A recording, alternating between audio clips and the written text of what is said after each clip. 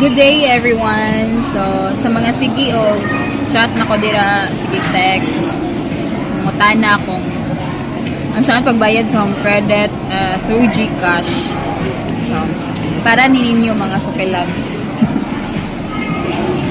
First, ato ta sa atong GCash account.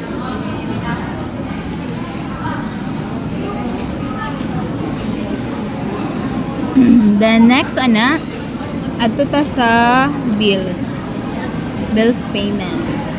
Then next sa loans, kay loan man ni siya. So search na to tong dealer which is some credit.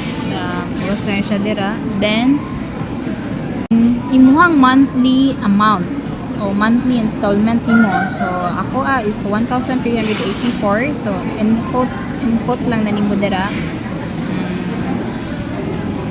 Then, next is account number.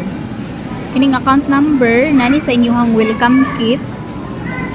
Katong gihatag ni Home Credit Agent. After mo nag-process, naara dito makita ang account number. Then, sa mga nawala na ang ilahang kintay nawadan ng cellphone.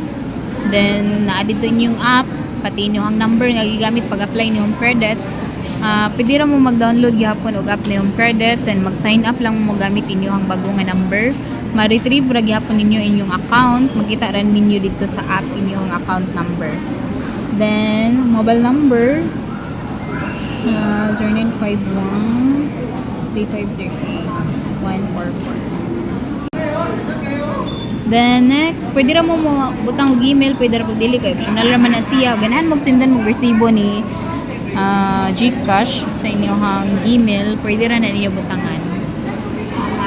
Then after ay na check dugang red bayron nun. Then next lang ta home credit confirmation. Then double check ta gyud sa ato ang account number. Ang account number 430-130-6293. Then after ay na confirm lang.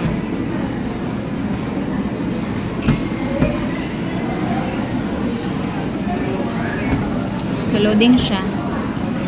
Okay, nara. Pwede ra i-download ninyo inyong proof of payment. In kaso may mga aberya. O, kintahay wala na posted. After ninyo bayad, or bisan asa mo bayad sa Home Credit, pwede ninyo i-check ang inyong payment kung na-posted ba. Ato mo mag-check sa Home Credit nga app. Credit app na ma-check ra to ang month kung kanus amo ni bayad kintay for September inyong payment, ma-check ra to ang September. Mara to siya. So dapat lang yun, reminder lang sa inyong account number, dapat sakto jud siya. Kay natay masayupan na bisan isa ra ka number, dili na masulod sa inyong account or sa inyong name ang payment adto na sa lain. So dapat correct yun. Para sa Magandang mo installment diha. PM is that. Thank you.